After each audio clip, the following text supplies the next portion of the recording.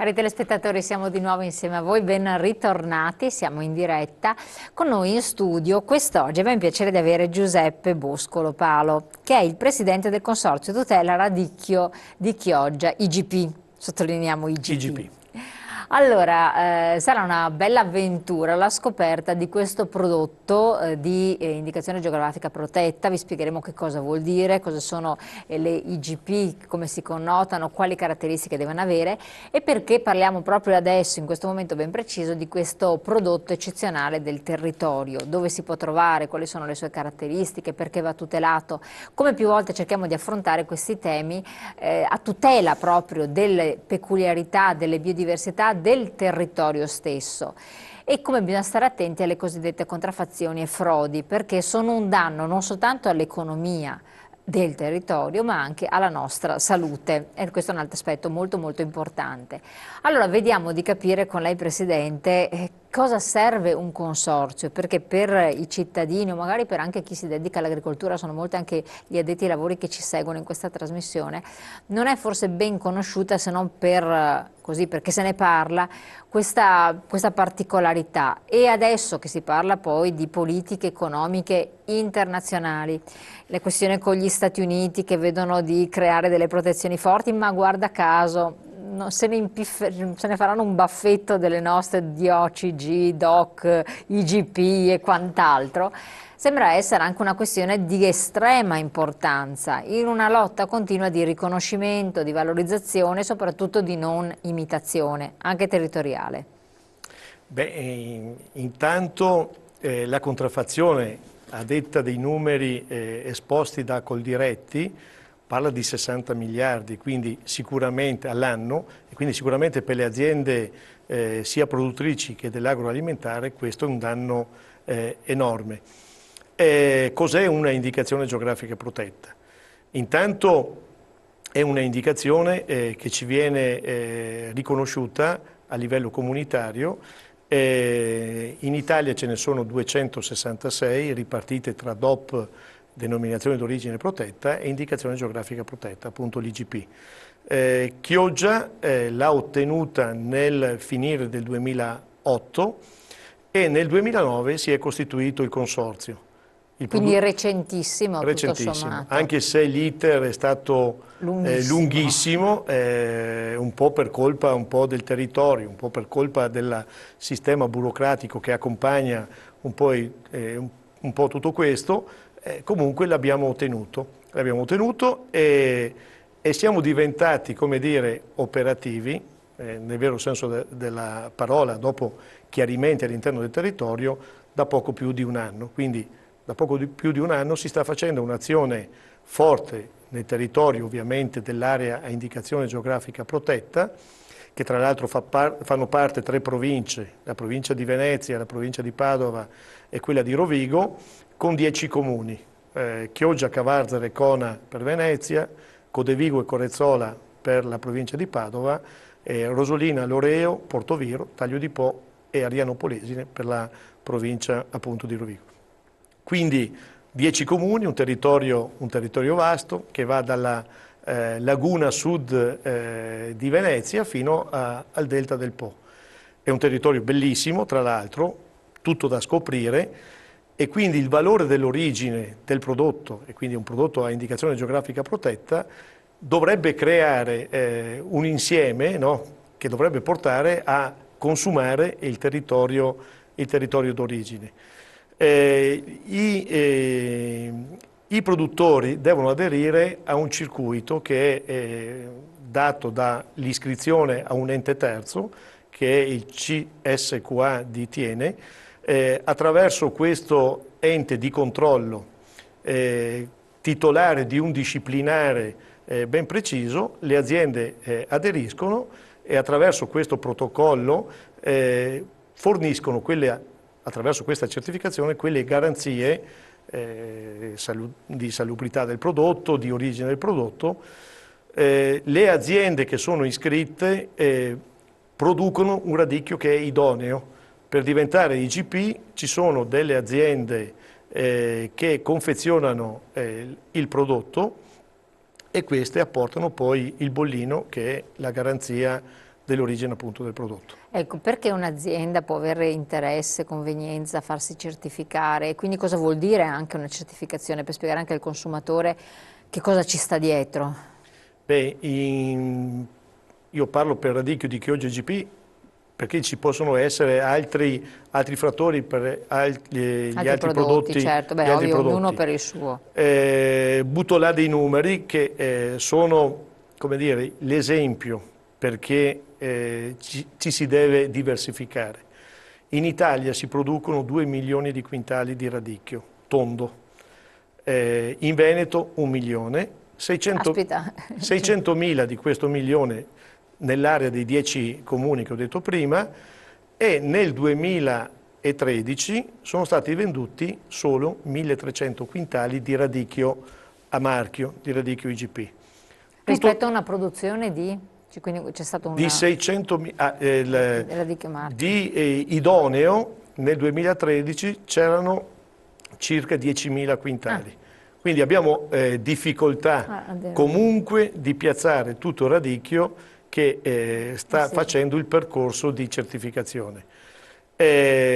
Comunque sarebbe importante arrivare a coprire quei 10.000 quintali e poi aumentare ovviamente la produzione, portandola a tutti i 600.000 quintali che vengono prodotti nell'area a indicazione geografica protetta. Ovviamente è una fase questa in cui bisogna convincere i produttori della bontà che il loro prodotto abbia un nome e cognome, perché altrimenti non si riuscirebbe a dire al consumatore, alla ideale signora Maria, che questo proviene proprio da questa zona di produzione, piuttosto che da una zona di produzione italiana o addirittura estera, perché noi ne importiamo in Italia. Ecco, però la perplessità di molte persone, che è legata anche a mancanza di conoscenze, di dire ma perché non necessariamente, visto tutto quello che succede in Italia, perché è inutile negarcelo, stiamo scoprendo continuamente prodotti della campagna, contraffatti, eccetera, e sono italiani perché voglia o non voglia, è il nostro paese. Perché un radicchio che viene dall'estero deve essere meno buono, perché poi alla fine uno guarda la bontà del prodotto rispetto a un radicchio di Chioggia, cioè qual è la peculiarità che lo contraddistingue, che lo rende unico? Cerchiamo un po' di spiegarlo, far conoscenza, cultura insomma di questo prodotto. Beh, intanto credo che qualsiasi consumatore andando ad acquistare il radicchio trovi difficile vedere una provenienza che non sia Italia. Eppure noi ne importiamo. Quindi già il valore di poi eventualmente modificare, qualcuno lo può anche fare, modificare l'etichetta, questo implica che il Made in Italy è un valore già di per sé e quindi nasce anche una contraffazione in questo caso.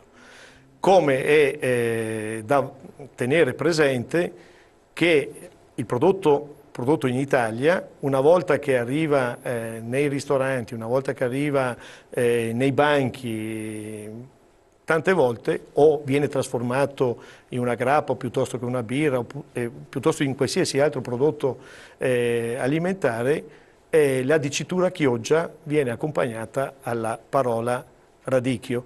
Quindi è un valore già che ci viene offerto, ci viene dato da chi fa la contraffazione. Poi il radicchio che cos'ha di particolare? Sicuramente il territorio di Chioggia e di Rosolina e degli altri comuni perché è stato un terreno con apporto fluviale, la laguna sud, il delta del Po, però tra le due parti, i due estremi, ci sono i fiumi Brenta, Adige e tutta una serie di canali che comunque hanno apportato nei secoli dei sedimenti che hanno dato a un terreno una particolarità, ricchezza di odio, che non si trova da altre parti. Questo è un valore che bisogna tenere presente poi nella salubrità e nella croccantezza del prodotto finale che noi riusciamo a fare, anche perché lo abbiamo inventato di sana pianta noi altri, cioè noi altri, i nostri padri, i nostri nonni. Quindi è stato inventato il radicchio di Chioggia. Sì, in origine non esisteva un radicchio tondo a palla, però c'era un radicchio castelfranco trevigiano sì, esatto. E i nostri produttori si sono ancora intorno al 1925-1930, recandosi al mercato di Venezia, portavano le nostre verdure, le portavano in barca là perché riuscivano a spuntare prezzi decisamente migliori di un consumo, per un consumo locale. Quindi là si sono incontrati con dei produttori della marca trevigiana, hanno portato a casa dei fittoni, quindi delle radici dei loro prodotti e anno dopo anno, con una ricerca massale, ogni produttore si è fatto il proprio seme, no? È chiaro che c'è stata una evoluzione, noi abbiamo la sabbia a Chioggia, abbiamo anche la bora e quindi mangiare un prodotto che era aperto in origine e quindi con inclusione appunto della sabbia, si è cercato di costruire un prodotto che potesse respingere la sabbia e quindi anno dopo anno si è arrivati e quindi intorno al 1950-1955 ad avere un radicchio a palla non tanto rosso, che poi c'è stata un'altra evoluzione di una decina d'anni che ha portato a questo colore, perché prima addirittura si motava il radicchio, è un termine nostro, si metteva della sabbia attorno al radicchio proprio per tentare di chiuderlo.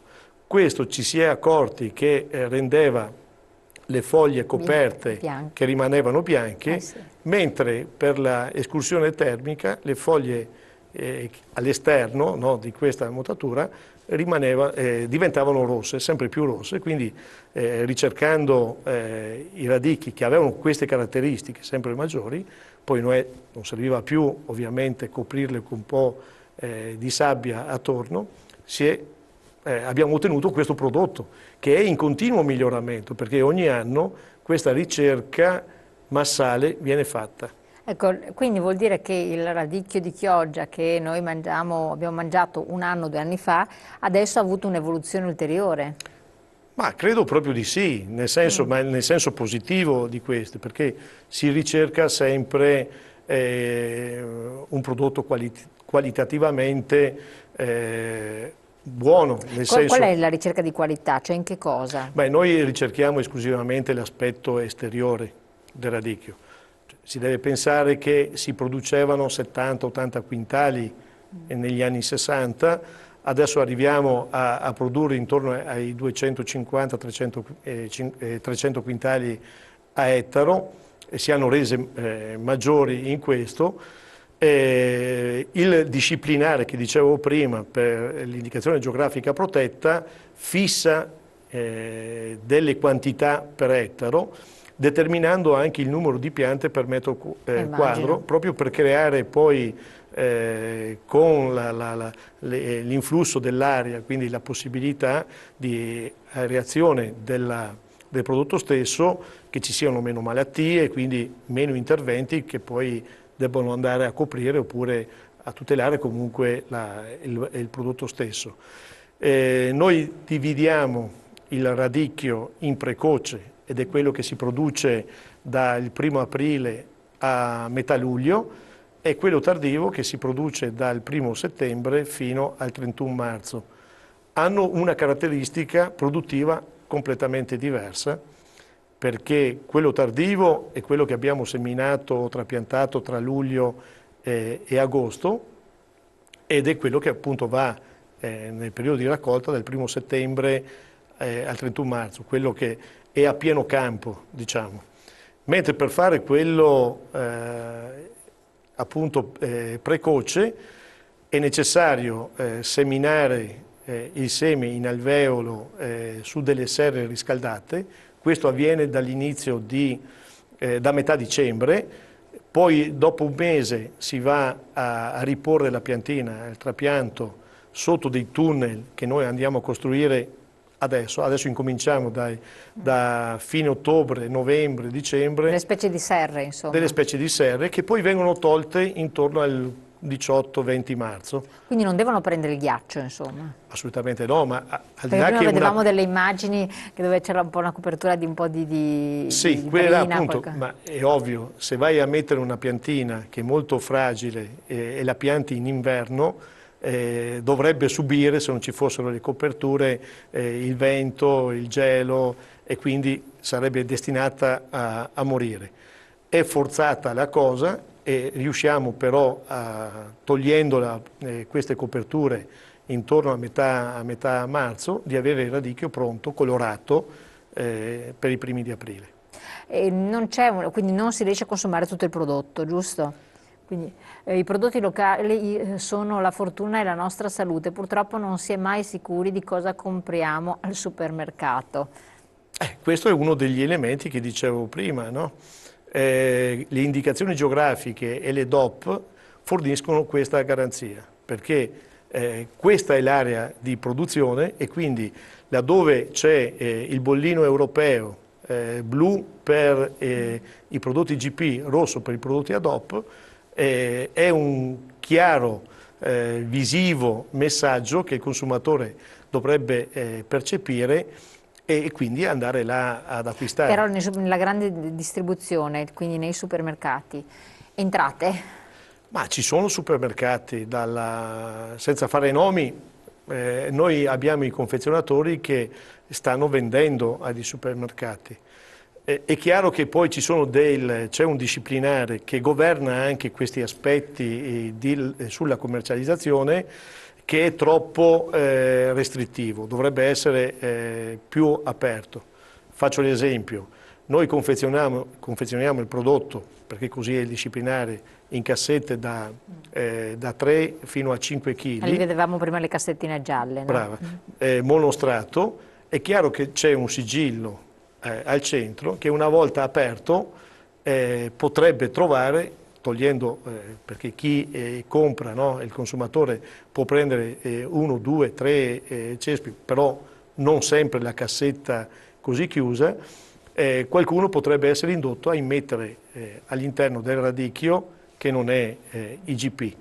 Questo ha frenato un po' la GDO perché andrebbe a rischio di qualche multa. E allora noi stiamo lavorando perché ci sia una modalità diversa. Noi stiamo facendo anche delle confezioni a 2 che sono previste proprio per non incorrere in questi rischi, ma comunque stiamo lavorando anche col Ministero per superare questa fase, no? Perché i disciplinari sono datati di una quindicina di anni fa, quindi c'era anche una modalità di vendita completamente diversa da quella che oggi. Quindi ecco, la flessibilità è perché ogni anno, ogni mese, ogni 2 mesi ci possono essere situazioni commerciali nuove. Diverse. Mi ha dato un altro messaggio, chiedeva come facciamo a riconoscere che il radicchio di cui stiamo parlando è quello di Chioggiotto anziché non è un altro, come succede spesso con tanti prodotti. Quindi come si fa a riconoscere che è un radicchio di Chioggia? Se non c'è il marchio IGP, oppure per riconoscerlo, che caratteristiche ha, quindi chiedeva. Se non c'è il marchio può provenire lo stesso nell'area di produzione di Chioggia, perché abbiamo detto che solo quelli certificati lo possono avere, ma può provenire da qualsiasi parte di zone produttive italiane, ma anche estere. E quindi oggi solo il bollino certifica questo. Poi si deve fare ovviamente un altro ragionamento. Noi per essere a indicazione geografica protetta, il disciplinare prevede l'utilizzo del seme autoctono. Cosa vuol dire? Autoprodotto dall'azienda stessa. Bene, questa è la continuità di una certa storia che è iniziata nel 1930 e quindi racchiude in sé quei valori importanti, no? Della tradizione, della cultura e appunto della storicità del prodotto. Oggi si sono affermati gli ibridi, quindi ci sono case sementiere che ovviamente hanno visto nel business radicchio, perché si produce in tutto il mondo, ci sono mercati ricchi. Io ho una fotografia di Londra di un mese fa che era scritto tra l'altro, quindi sicuramente prodotto contraffatto, radicchio di Chioggia a 6,5 sterline. Oggi il produttore è in forte difficoltà, lo sta vendendo ben al di sotto dei costi di produzione. Al mercato della produzione a Brondolo o a Rosolina lo si vende quello tondo intorno ai 15 centesimi. È chiaro che sta trascinando anche il prodotto a marchio, quindi certo, non può gli eroici produttori che sono certificati si stanno gravando oggi di costi aggiuntivi, però credo che stiano facendo una battaglia ovviamente economica, perché vanno o tentano di salvaguardare la propria azienda, però come dire, è un beneficio che ne trarrà poi tutta la categoria, ma anche il territorio circostante. Allora dobbiamo andare in pubblicità, interrompiamo un attimo, poi rispondiamo anche agli altri messaggi che sono arrivati, quindi entrando sempre più nello specifico, tra poco.